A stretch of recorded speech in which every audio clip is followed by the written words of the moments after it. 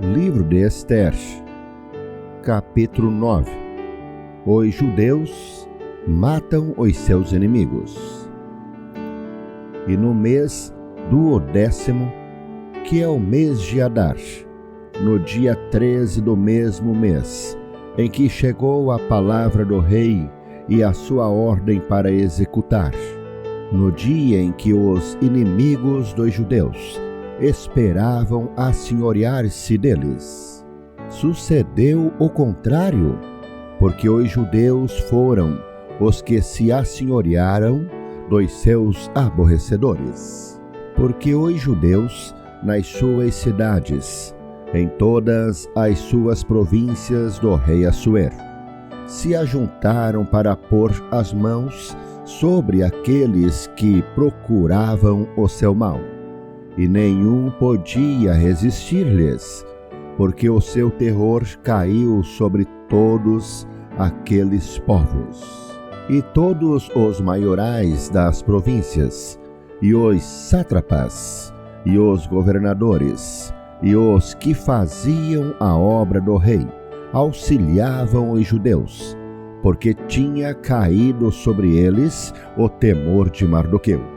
Porque Mardoqueu era grande na casa do rei, e a sua fama saía por todas as províncias, porque o homem Mardoqueu se ia engrandecendo.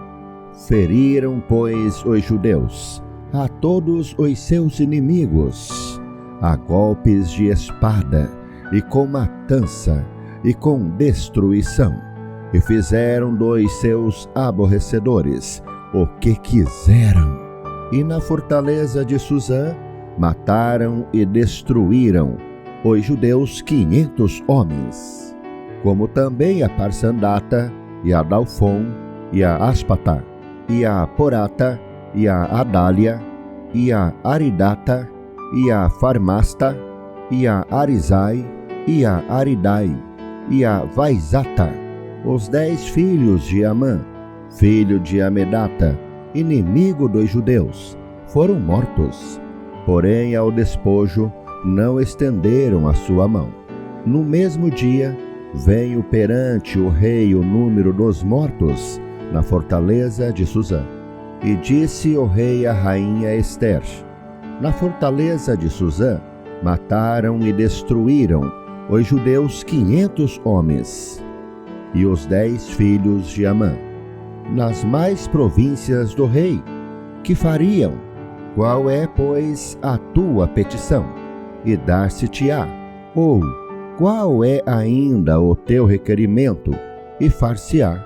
Então, disse Ester: se bem parecer ao rei, conceda-se também amanhã aos judeus que se acham em Suzã, que façam conforme o mandado de hoje, e enforquem os 10 filhos de Amã numa forca.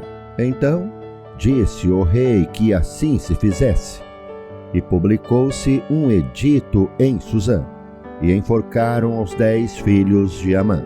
E reuniram-se os judeus que se achavam em Suzã, também no dia 14 do mês de Adar, e mataram em Suzã a 300 homens.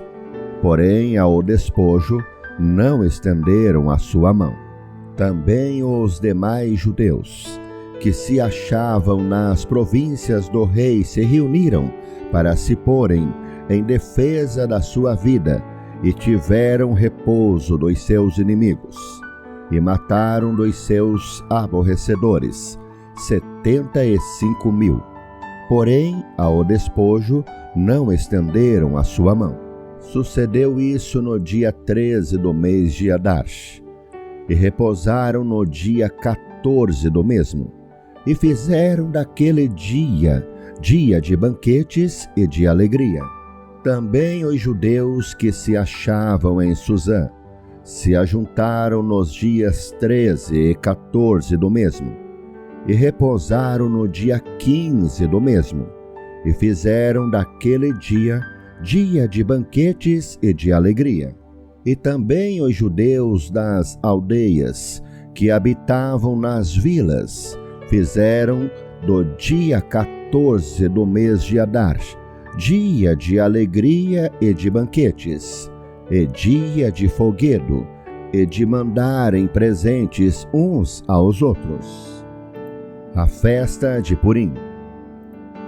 E Mardoqueu escreveu essas coisas e enviou cartas a todos os judeus que se achavam em todas as províncias do rei Assuero, aos de perto e aos de longe, ordenando-lhes que guardassem o dia 14 do mês de Adar e o dia 15 do mesmo, todos os anos, como os dias em que os judeus tiveram repouso dos seus inimigos, e o mês que se lhes mudou de tristeza em alegria, e de luto em dia de folguedo, para que os fizessem dias de banquetes e de alegria, e de mandarem presentes uns aos outros, e dádivas aos pobres.